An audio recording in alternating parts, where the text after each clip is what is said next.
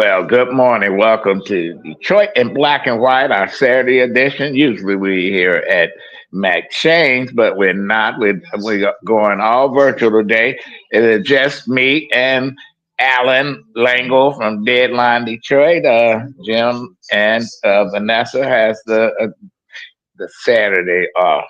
You know, people do need some time sometimes. You can catch us on Wednesdays and Fridays from 8:30 to 9 o'clock. What are we on? It's Facebook Live, YouTube, and all this other stuff. Yeah, Facebook, LinkedIn, X.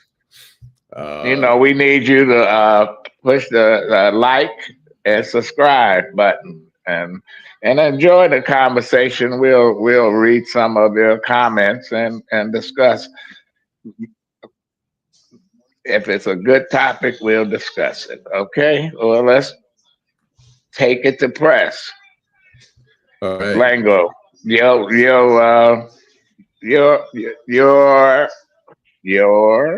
outrage of the week. I kind of mentioned this a little bit yesterday, but I've watched some extensively, like Pete Hegseth or whatever. I've watched some of the hearings, and I mean, it's funny, the sucking up is just amazing. I mean, it's kind of, I mean, what's clear is that there is nothing disqualifying any candidate. It doesn't matter what their background is, what they did, they're going to get approved. And so it kind of makes a little bit of a mockery of the. It is a mockery. The clowns, it's a clown show. Now, let me ask you this question. If, say, Barack Obama when he got elected, he got Arsenio Hall off in CBS and made him whatever, a part of the cabinet. Right. What do you think the reaction would have been? It would be like, this guy's not qualified. I mean, that's the problem is so many people. I mean, there are some, like Marco Rubio, whether you like him or not.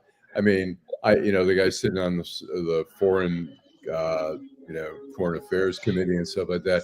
I mean, the guy has the background to be Secretary of State. He's been around, but you got this Pete Hegseth who has just a horrible record, and I don't know. He's been accused of sexual assault. Right. Because he was in the military, that don't make him qualified to run the military. I was in the military, but I couldn't be Secretary of Defense. And the first thing that come out of his fucking mouth is, "Oh, I'm gonna change all the bases back to the original names." Fort Bragg, a terrible general, even by Confederate standards. He was a white supremacist.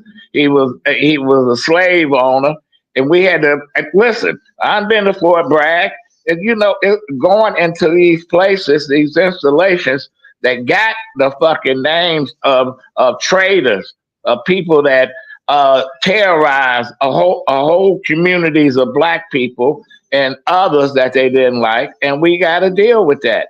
It's unbelievable. Hopefully, you got to go through Congress, because you got a president that his thing is anybody of color in a position. He said, "Oh, that's a DEI hire." Colin Powell shouldn't have been a 4-star general because he wasn't qualified. She's a woman. She started all the fires in California, the fire chief out there. They fucking believable. They got to blame somebody for their shortcomings. Right. No, I agree. By the way, is there a TV on in your room there? Is there a TV? Or a radio? No, I don't have a radio or TV. Okay. All right. My imagination. But anyways, no, I agree. I mean, it's just, if Pete Hegseth had been nominated by Obama, it would have been annihilated. Instead, it's crazy. I actually have a little video here. Let me see if I can find it here let's see here. Oh, here it is. Now that's over, it's time for the grilling. Republicans, I know he's your guy, But I also know you love the military, so I'm sure you've got some hard questions for the man who wants to run it. Why do you want to do this job? What drives you? Tell me something about your wife that you love. How many push-ups can you do? Follow-up question, sir. I have this jar. Could a big, strong man like yourself open it?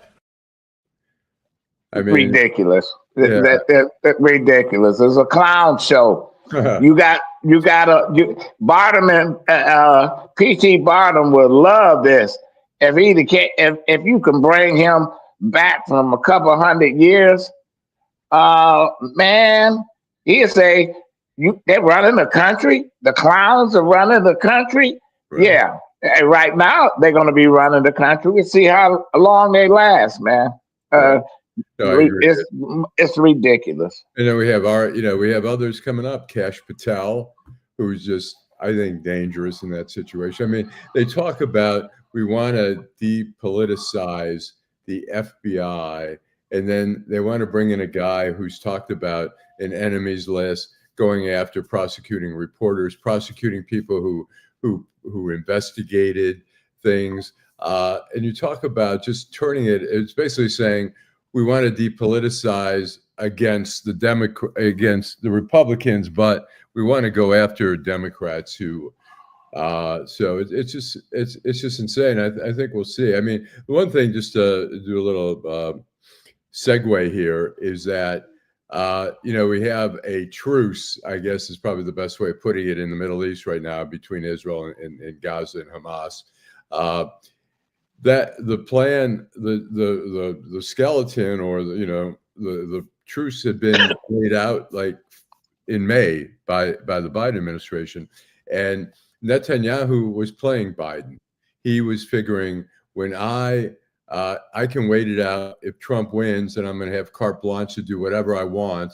And interestingly, Trump was on the same page as Biden, and basically telling Netanyahu, "You take care of this. You're going to sign this now." And I even heard, I read something in the Israeli press where Trump had sent one of his guys to talk to Netanyahu, and it's a Sabbath. And so you're not supposed to really do business on the Sabbath and all that stuff, even though there's a war going on and people are dying, which is kind of hypocritical that you wouldn't try to resolve something like that. But Netanyahu told the guy, he said, "All right, when the Sabbath is over, I'll meet with you tonight." And the guy said, "No, bullshit. You're going to meet with me now." And so I hate to give some credit to Trump, but Trump doesn't get all the credit. I mean, the Biden administration has been working tirelessly. Well, it's the same thing that happened when Jimmy Carter in his last days as president, right, where the Iranians wouldn't negotiate with Carter, and they were secretly dealing with Reagan people, and and Reagan can come out and say, on day one, it sounds just like Trump. I'm going to bring the hostages home. And boom, day one, here they come. Because they were playing, they got involved in the American political scene. And that's the way the game is. Yeah, and there's an article in, I believe, the Jerusalem Post, where Hamas gives credit to Trump for pushing it over the line. And so, there's something to it. So, I mean, if there's things that Trump does, great. Let's hope. I mean, I don't have a lot of confidence that he's going to. Well, he's gonna send back some new recruits to the Palestinian cause, because when he start deporting folks out of Hamtramck and Dearborn Heights, the people that embraced him there because they pissed off at Biden, they're going to find out this guy is not their fucking friend. Right. He could care less.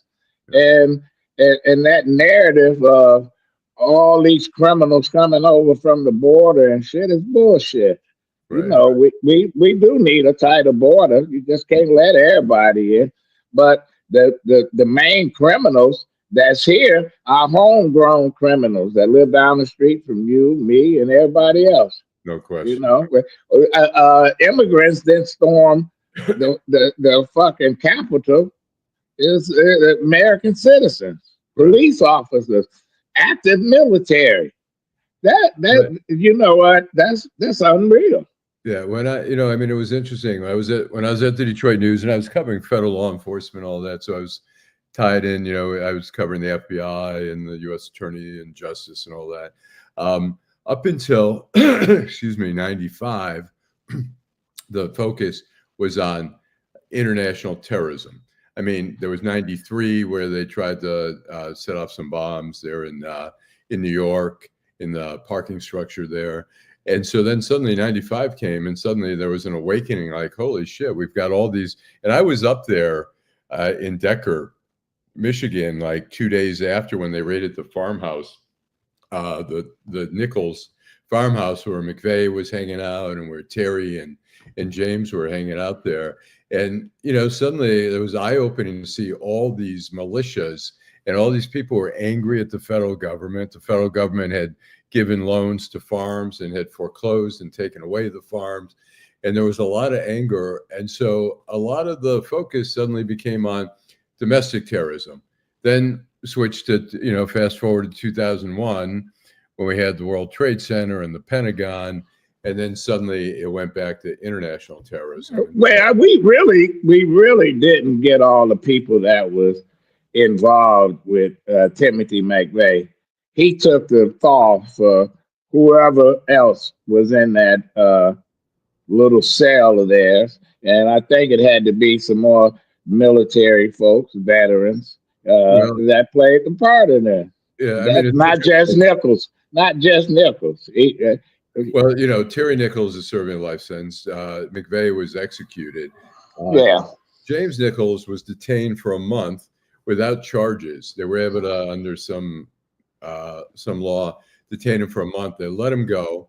They were surveilling him. I mean, what I do know from working on that case was that the night before the bombing, there are phone records, which I actually saw, of Tim McVeigh, or of James Nichols, talking to his brother Terry the night before. I was at the Decker Tavern a few weeks after the bombing, and I was interviewing people in the tavern, and one person told me that they understood, and I ended up going on strike and I never followed up on it, but they understood that James Nichols in February, you know, the bombing was April, I think 19th of 95. In the previous February there, James Nichols, this guy told me James Nichols went down to visit in Oklahoma. So it's, you know, the feds always suspected he had a part, but he's never been, you know. Well, the feds, now we getting a whole new crew of U.S. attorneys. And listen, man, someone said it's not a clown show, it's the Muppets, which I believe that it's worse than that. You got Keystone Cops going to be running the FBI, the CIA, and all whatever. Sorry about that. That was Rick. Rick's going to be coming on shortly. Rick Wershe. Okay.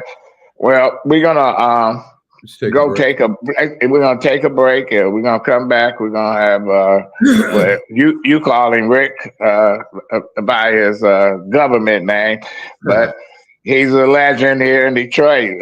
We're gonna go to Right Boy Rick when we come back. In the heart of Detroit, Bruce Simpson. Our city ombudsman and his team are dedicated to making your voice heard. The City of Detroit Ombudsman is a liaison between the City of Detroit and all persons who have a complaint or inquiry into the operation of a city department or the conduct of a city employee.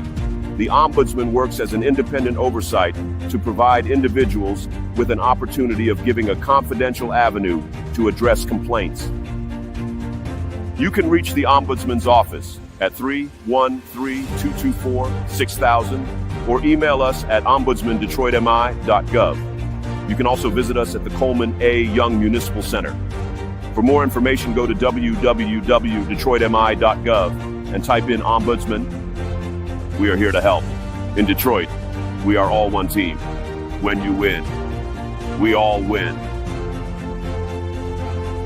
Hi, I'm Eric Sabria, your Wayne County Treasurer. If you're living in the home of a deceased family member and you're facing property tax foreclosure, the probate process can be helpful to you. If you file a probate petition and notify our office, the foreclosure proceedings will be halted during the probate process. Contact us at 313-224-5990 or email us at taxinfo@waynecounty.com. We're here to help.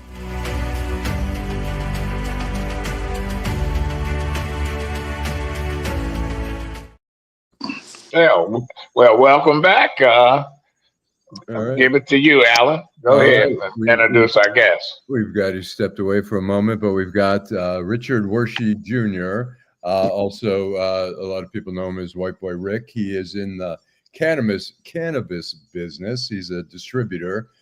His name of his company is called The Eighth by White Boy Rick. Rick, welcome back. Hey guys, how you doing? Good. All right, man. You're supposed to be on the beach somewhere, man. 80 degrees, man. I'll be gone Wednesday. All right. Because you're in Michigan right now, right? Yes, look at this. I'll show you an amazing view.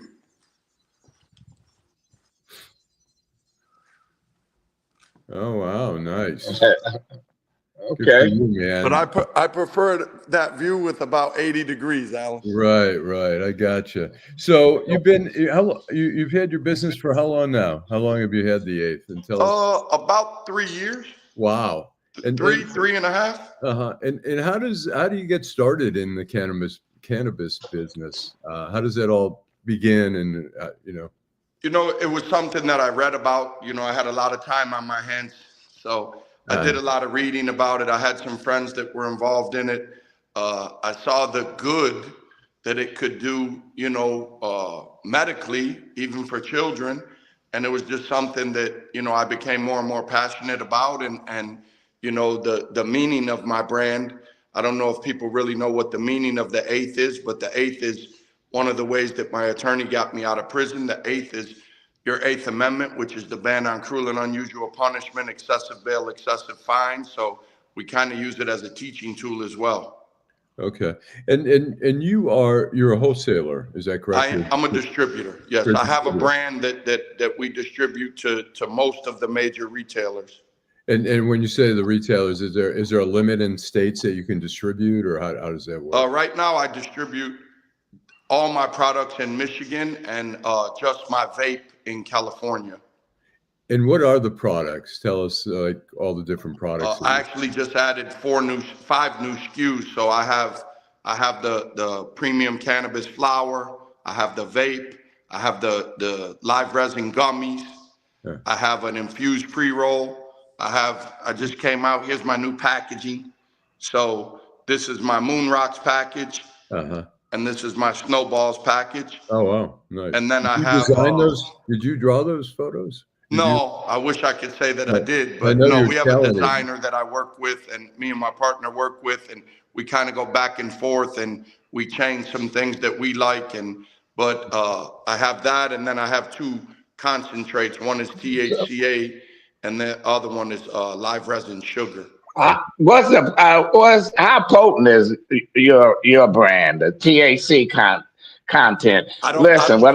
I don't put anything in my bag below 25%, but like, for instance, the Snowballs, this would be like 25 to 28% cannabis covered by 99.9% pure THC.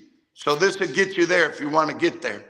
Yeah, go ahead.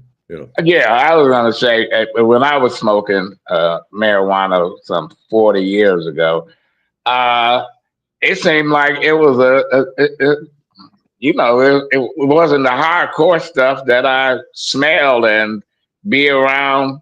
What's the biggest difference between the weed today and the weed when I was on the campus of Ann Arbor doing my thing? Honest to God, I would have to say technology. If I was at one of the largest facilities in the state yesterday, in Lansing. It's 200,000 square feet, all state of the art. It's called Mitten. And if you did a walkthrough through there, Allan, it would amaze you. You know, this facility was like incredible. Okay, and let me ask you, Rick, you have, let's see, did your attorney have to jump through hoops? This is a question from one of the viewers. Did your attorney have to jump through hoops to allow you to be a distributor given your past conviction?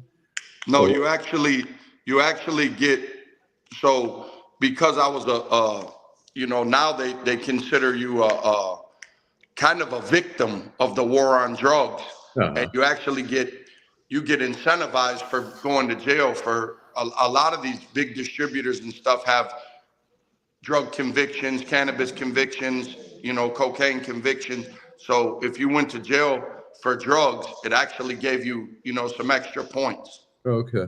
And let me ask you, you know, you branded it White Boy Rick, and I know before some of the people, you weren't called that on the street. That name was given to you by what, law enforcement or the media? Yeah, I mean, when I got in trouble, it was given, it was handed down by the media, you know, to sensationalize my case.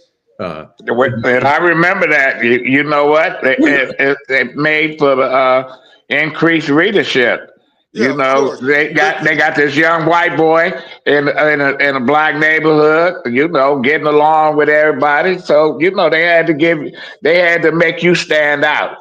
Yeah, they listen. I think at this point everybody knows what happened to me and that they lied about the stature. I did sell drugs. I never denied that I sold drugs, but I wasn't a Pablo Escobar. You know what I mean? Like the drug labels that they put on us coming out of the inner city. You know, I think the government and the state misuses some labels, and to label, you know, one of my friends that's involved in Mitten, Kevin Hanner. He was 16 years old when he got a life sentence, and now Kevin has 1,500 employees. So, but to call a 16-year-old or a 17-year-old, as I was, a drug kingpin, there's no other way to say it. You were just an idiot. You shouldn't have been in the position that you were in.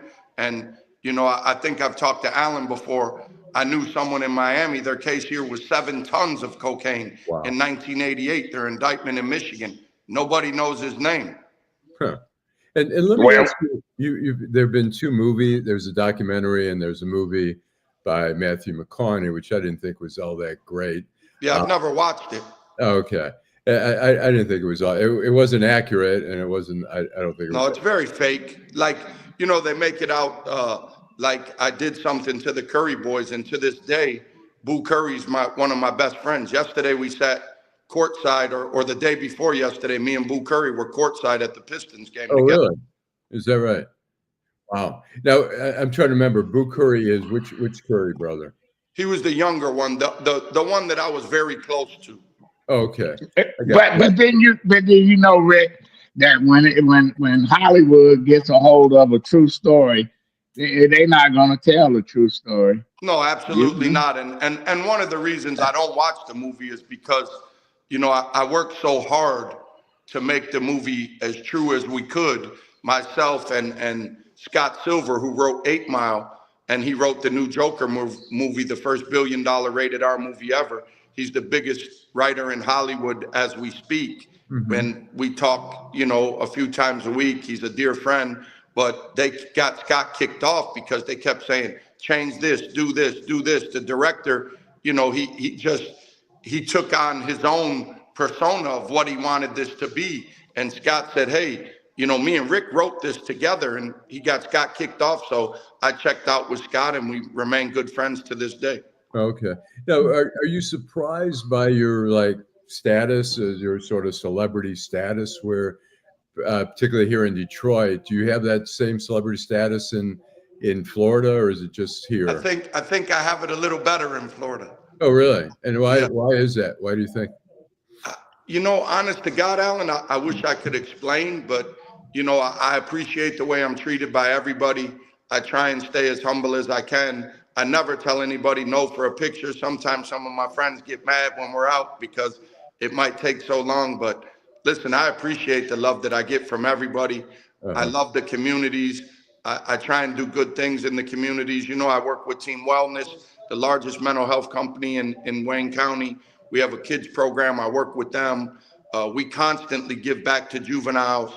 You know, we on Super Bowl Sunday, through Happy's Pizza, you know, Happy helped me feed the whole youth home with Ice Werevezo and Danny Harani. I was on a plane to Florida, but Happy's helped us feed the whole Wayne County youth home. Oh, wow. Hey, listen, what do you think of President Biden's pardon of 2,500 low-level drug offenders?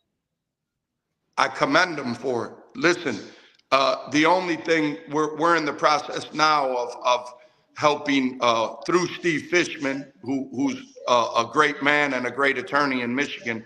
We just helped raise some money. There's a young man doing time 25 years for cannabis. I don't understand how anybody is still incarcerated for cannabis. It boggles my mind that you still have people incarcerated for something that the government takes my tax dollars from. Let me And ask then you. our state is going to do over $3 billion in sales this year. Yeah. Let me ask you, there was this past week, there was a grower out in Pontiac who was robbed and killed. Is there a dangerous component to the cannabis industry, or is it just like any other? I think there's a dangerous component to any industry you're in. If we're going to talk about that, let's talk about the jeweler that these scumbags just went and knocked on his door and tried to rob him, and they ended up killing him and posed as DTE workers. Right. Like there's a danger to anything, Allan, when people know that you have a commodity that's worth money. Right. Especially when you're dealing with large amount of money. One of our viewers wanted to know, since you was a convicted felon, how did you get a license? Again, if you're a convicted felon in the drug world, they gave out a lot of licenses to people in Detroit that were convicted of crimes, and they call them social equity, and they gave them out. Like New Jersey's very big on it, New York's very big on it. These states are trying to give these licenses. I don't have a license. I sell a brand. A license means that you have a grow facility, that you have a retail outlet. Can I get those? Yes. I just want to have my brand and continue to build it. But it's very easy to get a license if you're convicted of a drug crime. And when do you think the feds is going to come around and just say, let's make marijuana legal everywhere? Because, you know, folks are using marijuana for medical reasons, all kind of reasons. Then they get to the airport, get on a plane, and here come the cops. Pull them off the plane, or they got dogs sniffing on them, saying you can't carry. It's just too many different laws and too many different states. You got all these states now passing. Even southern states are passing liberal laws for possession of marijuana. When do you think they're gonna get on board? I think this administration that's coming in, I truly believe that they're going to legalize cannabis. Yeah, and what you do a lot of stuff in the community. Tell us, besides the mental health thing, what are some of the things? Listen, the things I do in the community. You know, I started doing the food giveaways before while I was incarcerated. You know, that you had the naysayers that say, "Oh, he's doing that to get out." That didn't get me out of prison. Right. We continue to work with kids. You know, this year I came back for Christmas and we went shopping for a group of kids, and we gave a 14-year-old kid a pair of sneakers and a hoodie, and this kid cried. He had never had a gift before in his life. Wow. So, you know, for me, doing stuff like that's what this is all about to me. And cannabis enables me to do so much of that. You know what I mean? Like, right. Without cannabis and the people that support me, you know, the exclusive cannabis, exclusive helps me with every giveaway that I do. Jars helps me with every giveaway that I do. Puff helps me with every giveaway that I do. There's so many companies that help me. Forgive me for the ones that I'm not naming, but there's so many of these companies in our community that if you look, they give back so much, man. Right. Yeah. Well, what about the, you know, I read some articles saying that, well, some communities are oversaturated with marijuana shops, and people complaining that own these shops, they're not making the kind of money they thought they was going to make. Do you see that? being a grower or a distributor? I do believe Michigan's an overly saturated market, that they gave away too many licenses. And I believe that the new states that are coming on board, like New Jersey, for instance, I think they're looking at us and using us as a model and say, we're not going to be like Michigan. You know, you can buy some pounds of weed wholesale right now in the metric system for $400, $450. Last year, farm weed was $500 a pound. This year, you have people selling it for under $100 a pound. So, Oh man, when I first started in this industry, I used to wholesale an eighth of weed for $30. Today, I wholesale that same eighth of weed for $10. So that pretty much explains the saturation of our industry. let's take a break. Let's take a break. Come back. You can ask your question, Allan. Right. In the heart of Detroit, Bruce Simpson. Our city ombudsman and his team are dedicated to making your voice heard. The City of Detroit Ombudsman is a liaison between the City of Detroit and all persons who have a complaint or inquiry into the operation of a city department or the conduct of a city employee. The Ombudsman works as an independent oversight to provide individuals with an opportunity of giving a confidential avenue to address complaints. You can reach the Ombudsman's office at 313-224-6000 or email us at ombudsmandetroitmi.gov. You can also visit us at the Coleman A. Young Municipal Center. For more information, go to www.detroitmi.gov and type in Ombudsman. We are here to help. In Detroit, we are all one team. When you win, we all win. Hi, I'm Eric Sabri, your Wayne County Treasurer. If you're living in the home of a deceased family member and you're facing property tax foreclosure, the probate process can be helpful to you. If you file a probate petition and notify our office, the foreclosure proceedings will be halted during the probate process. Contact us at 313-224-5990 or email us at taxinfo@waynecounty.com. We're here to help.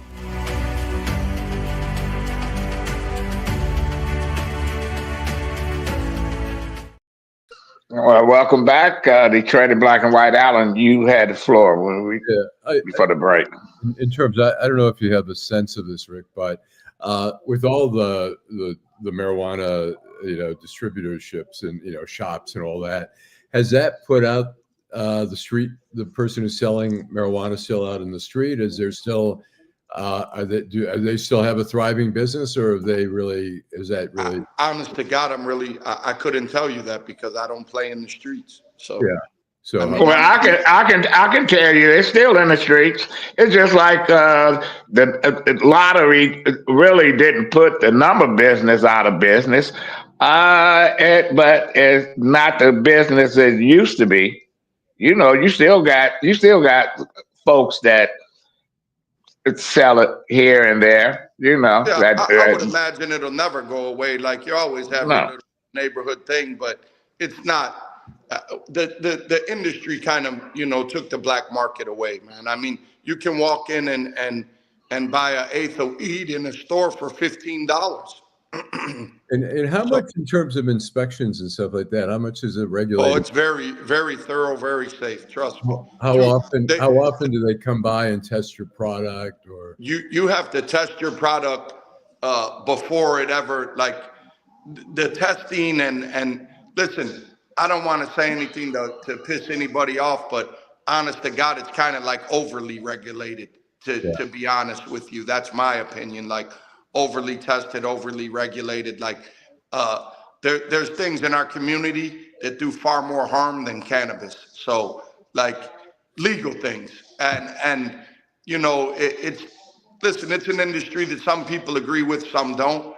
You know what I mean? I think it does far less damage in the community than having a liquor store on every corner, which I don't agree with. But they putting warnings on liquor bottles now. Do you think that's going to happen to the cannabis business? Because people still going to warning labels, but there's labels all over the back of this thing, from the state, from everywhere. The regulations, the testing. There's all types of of labels and everything. And I would love to give you guys a sample package. And you know, if you want to indulge from back in the Michigan days, you're more than welcome. But you know, I myself, I used to take an Ambien, and I don't think that Big Pharma. I'm a staunch advocate. Like I can't stand Big Pharma. I don't. Me and Jimmy Wahlberg, every chance I get, I call pharmaceutical companies drug cartels operating in America. They created a pandemic of drug addiction, and when the people can't get the pills anymore, they turn to, you know, the streets, and that's what's killing these poor people. But you know, I used to take Ambien. I got off track. I take a gummy now. It's cleaner. I sleep better, and I feel better. So I think cannabis, you know, helps your body a little bit. It does some things that people don't really realize that it does. The aches and pains it takes away. So every night before I go to bed, I don't take it, you know, during the day. But when I get ready to go to bed, I eat a gummy. Yeah. And how long does it take for you to get to sleep after you eat one? Probably 15, 20 minutes. Pretty quick, Allan. Nice. Well, I ate a gummy and I couldn't go to sleep. And everybody said they eating gummies. I said, what gummy did I have? I'm gonna have to bring you some of mine. You have to try the 8th by White Boy Rick. Those will put you to sleep. Okay, and one of our viewers say he loved the name the 8th. Say it's a good brand. I appreciate that more than he knows. Tell him I said thank you. Yeah. All right. Well, all right. I think we're wrapping up. Rick, thanks so much. It's always great. Guys, I don't know if you got to see it, but there's a movie out, Stealing Jokes, totally filmed in Detroit by my boy Mike Young. My first cameo in a big screen movie. Shout out to HaHa Davis and Mike Young for giving me that opportunity. I love you guys, and I hope the whole city of Detroit will come out and support. The movie was totally filmed in Detroit. It's called The Joke? Stealing Jokes. Stealing Jokes. Stealing Jokes by Mike Young. It's a Mike Young film. And Michael Rappaport, HaHa Davis. It's an amazing movie. They gave me the opportunity for my first big screen debut, and I just want to say thank you. Where can we see it? Where can we see it? You can see it on Amazon Prime, on Apple TV. It's a funny ass movie, not because I'm in it. HaHa Davis is just funny as hell. I support him. I love him. He's a Detroit homeboy, and I hope the whole city of Detroit will download it and watch it. It's a great movie. Cool. Check it out. Well, thanks, Rick. All right. We're gonna have to have you back, man. And Allan, I'll get with you, and I'm gonna get you guys a little swag bag down there. And are you watching the Lions? Are you watching the Lions tonight? Oh, absolutely. Go Lions. You know my boy Jack Fox, Pro Bowl punter. I golf with him sometimes. So nice. I don't know if he'll tell you this, but I outdrive him on a few holes every now and then. All right. So okay, Rick. Go Lions. Yep. Thanks, man. Thanks, guys. Hey, thanks. Hey, somebody asked us, Lengel, do we exercise?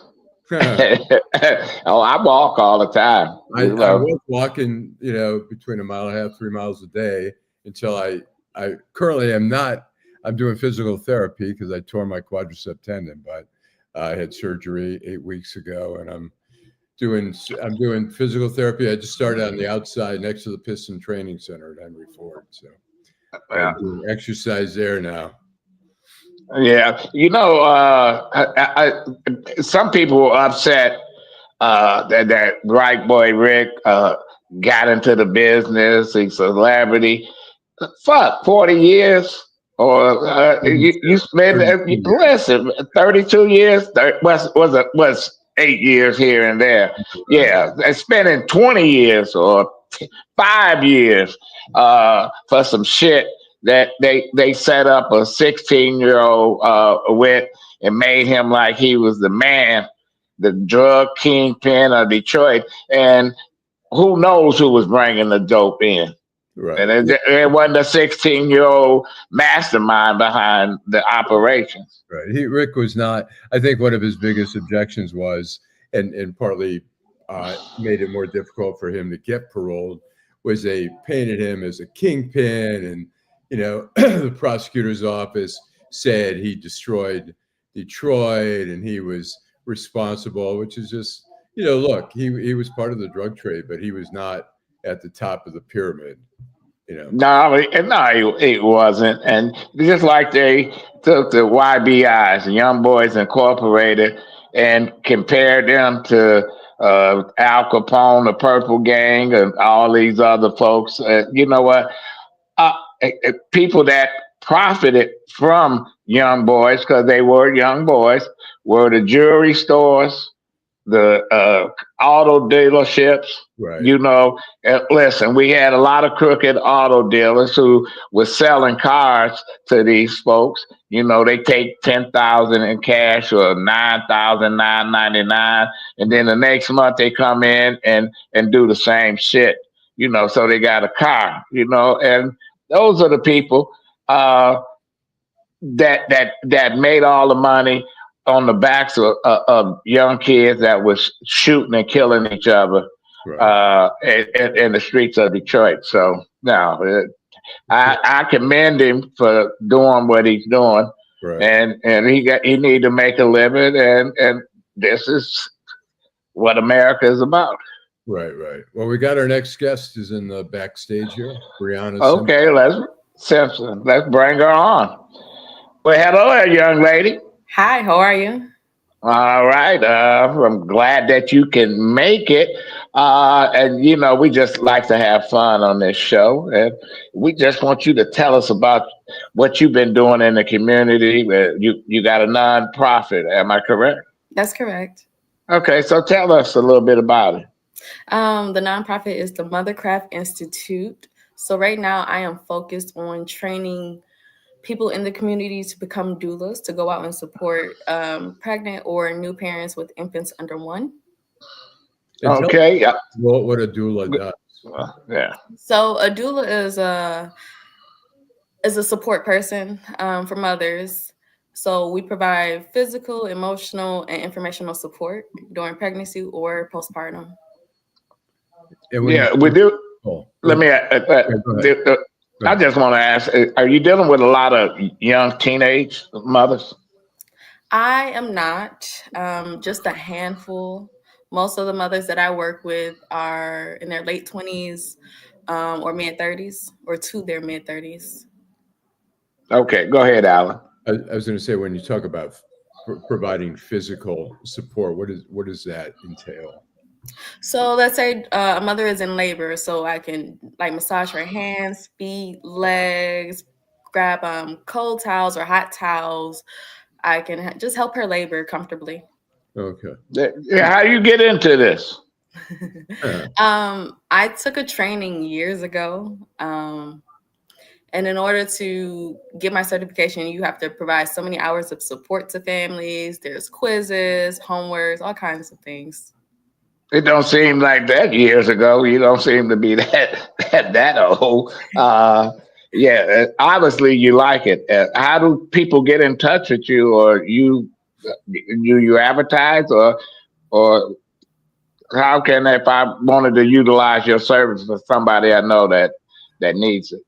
So they can go on our website, themothercraft.org, or they can call us or send a text at 313-420-8889. Where are you located at? So I am mobile. So we just travel to the families. Right now, I can be found at Heart of Christ Clinic in Southwest Detroit on Fridays. And what is your background? Where'd you grow up, and where'd you go to school? Okay, so I grew up in Detroit. I graduated high school from Oakland Early College in Farmington Hills. I graduated from Wayne State. And what did you study at Wayne State? Nutrition and food science. Ah, nice. And are you involved with beyond in this program in terms of beyond pregnant women with nutrition in the community, or? So with the nutrition, that is something that I can help prepare meals for mothers, especially once baby is here. So just meal prepping for them during pregnancy can look like just meal planning with them to figure out, okay, you might have hypertension, so here's a diet kind of tailored to that. You might be dealing with gestational diabetes. So just kind of helping them to plan during pregnancy as well. Wouldn't this program be good for our high schools? Because we got a lot of these issues right there, right near us in these buildings. I don't think you're dealing with it.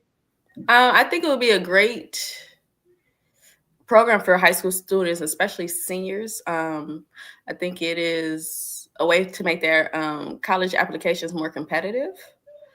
And it also gives them practical experience, especially those that are going into nursing, medical schools, just working with the mother-baby dyad. Well, we come a long way. When I was in high school, we were in high school, Allan, that they at one time, with a young girl got pregnant, they sent her to another school. They got her out of the school, and she was ostracized, etc. They was having babies all by themselves and stuff. And I think this is a program. You say you mainly deal with folks in the 20s to the 30s, but I think teenagers, some of them, and we having girls that are young as 13 having kids.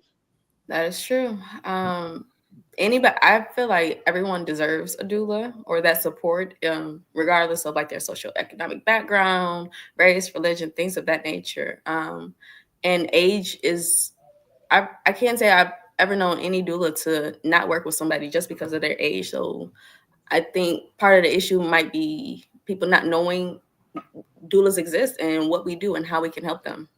I didn't know it. We're gonna have to have you back, really, because you got something that's a benefit for the community, and we need to get your message out there. Give us a number, website again, so those who want to get in contact with you. So the website is themothercraft.org, and our phone number is 313-420-8889.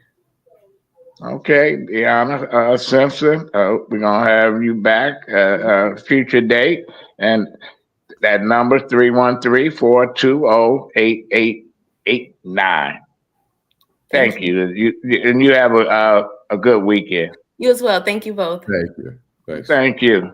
Yeah, that's a good program, Allan. I didn't know it existed. Either do I. I mean, well, that's nice we're able to put out the word about it. Ain't no question. We're going to take a break. You're right. You're right about teenagers, Yeah. in need of with that. Listen, I'm gonna tell you. When I was a senior in high school, there was a girl at Oak Park where we went, and she kept. It's September. She had a coat on. It's hot outside. I start teasing her, saying, take your coat off every day. She never took the coat off for 6 months. Right. And I used to come to find out she was pregnant and she had a baby. Wow. I felt stupid. I said, all she had to say was, look, but back then couldn't do that. Right. Yeah. It's too bad. And no question. Let's take a break and come back from Detroit in black and white. This is Saturday. I guess it's Lions time. And you know what I'm going to say? Fuck the Lions. We'll be back after this message. All right. In the heart of Detroit, Bruce Simpson. Our city ombudsman and his team are dedicated to making your voice heard. The City of Detroit Ombudsman is a liaison between the City of Detroit and all persons who have a complaint or inquiry into the operation of a city department or the conduct of a city employee. The Ombudsman works as an independent oversight to provide individuals with an opportunity of giving a confidential avenue to address complaints. You can reach the Ombudsman's office at 313-224-6000 or email us at ombudsmandetroitmi.gov. You can also visit us at the Coleman A. Young Municipal Center. For more information, go to www.detroitmi.gov and type in Ombudsman. We are here to help. In Detroit, we are all one team. When you win, we all win. Hi, I'm Eric Sabri, your Wayne County Treasurer. If you're living in the home of a deceased family member and you're facing property tax foreclosure, the probate process can be helpful to you. If If you file a probate petition and notify our office, the foreclosure proceedings will be halted during the probate process. Contact us at 313-224-5990 or email us at taxinfo@waynecounty.com. We're here to help.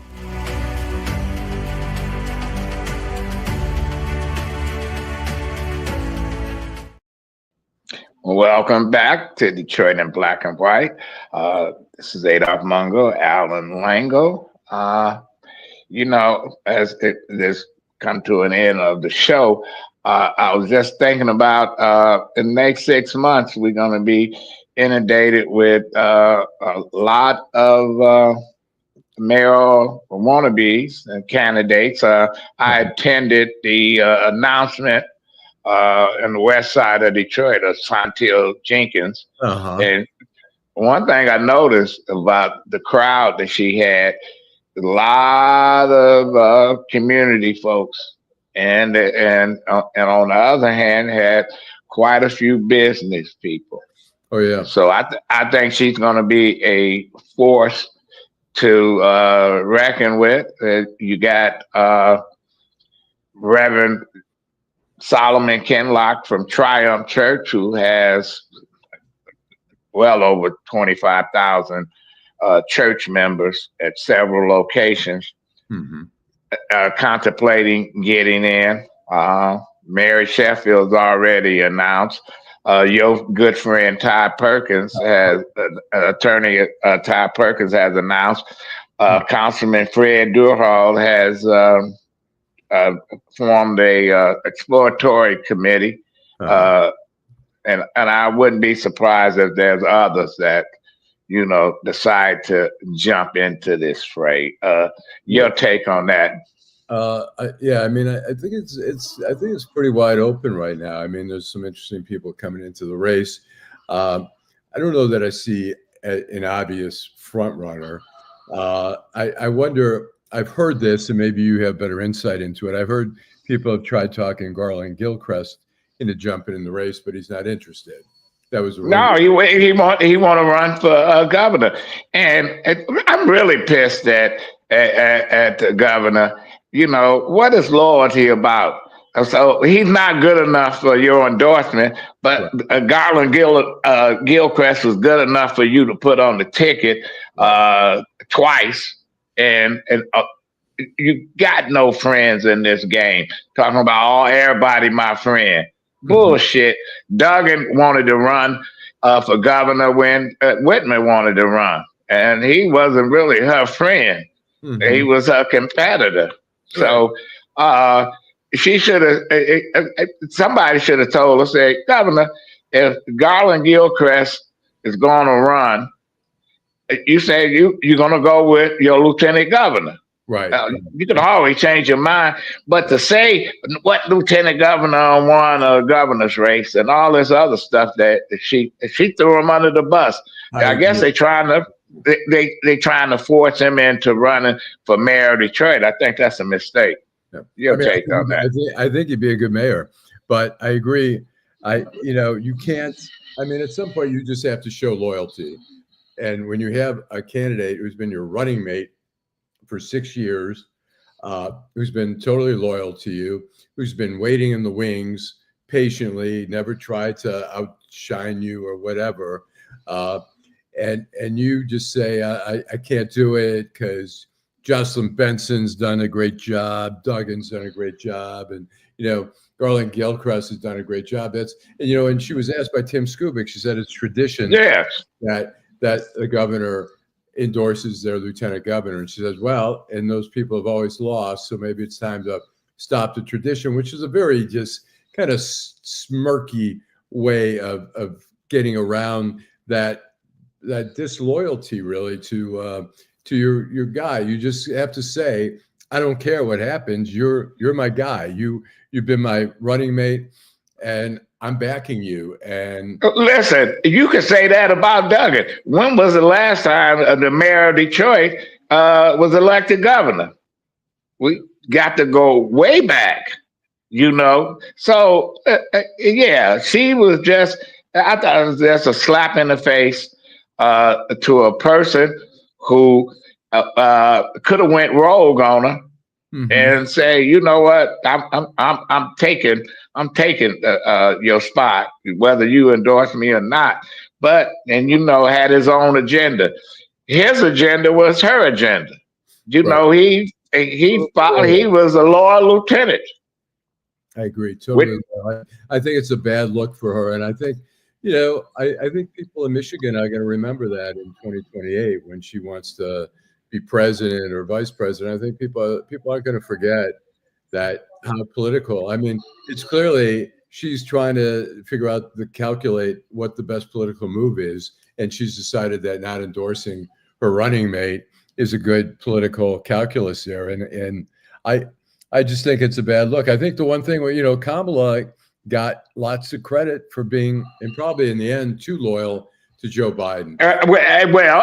Same way with Hubert Humphrey, who was too loyal to LBJ, who he really needed to break away from Vietnam, that Vietnam agenda, and he didn't.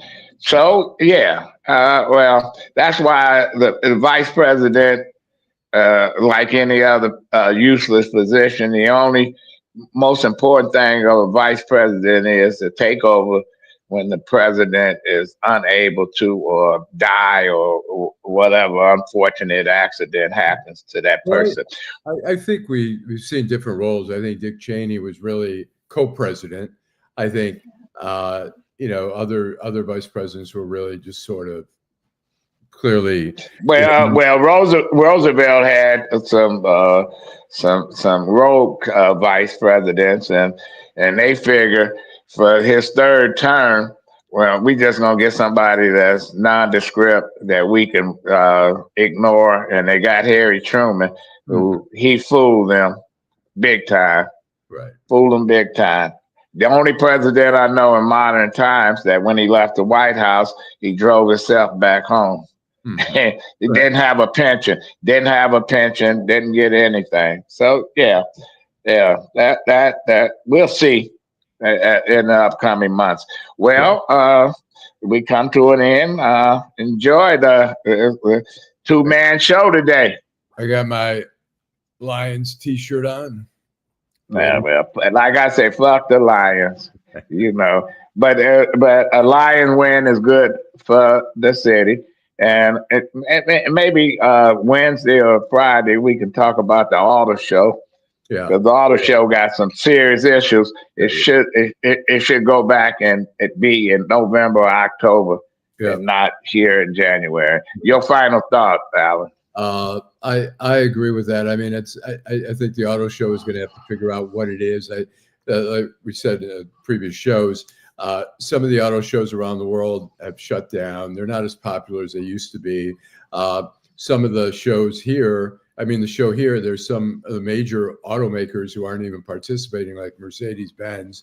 And I think the internet has made it easier to roll out new models without having to do it live. And so, hopefully, it's been a tradition here in Detroit, but they're going to have to rethink it. They can't keep just putting out the same old auto show. Yeah, there's no question. I went to the charity preview, and and there was a rip off. They ripped me off. Yeah, and you didn't get but the chair, no food, no drinks. That was some cheap wine, no nothing. Coat check. Yeah, coat check was crazy. They was losing people expensive jackets and fur coats and all the other shit. So it was a madhouse. They got to do better. That was a black eye last Friday night at the auto show. Well, the Lions play tonight. I don't give a flying whatever about the Lions. That I got relatives in from DC. They like Detroit. And I was like, God, man, you supposed to be liking your Commanders. No, they like Detroit. Detroit won the hearts of a lot of folks around the country. Yeah. Well, I think it's the city itself, I think, is just a city of, to use the overused term, grit.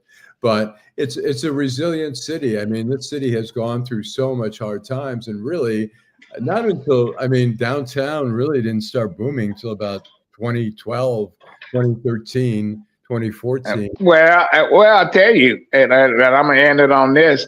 Detroit is a town too tough to die. Yep. And with that, we'll see you back on Wednesday. Thank all our viewers and folks that commented, our guests, White Boy Rick, Brianna Simpson, behind the scenes. You know, Teresa, we love you. And next Wednesday, hopefully we got Jim and Vanessa back with us. This is Detroit in Black and White. Have a good evening and enjoy the game, no matter what fan, Washington or Detroit. Yeah. All right.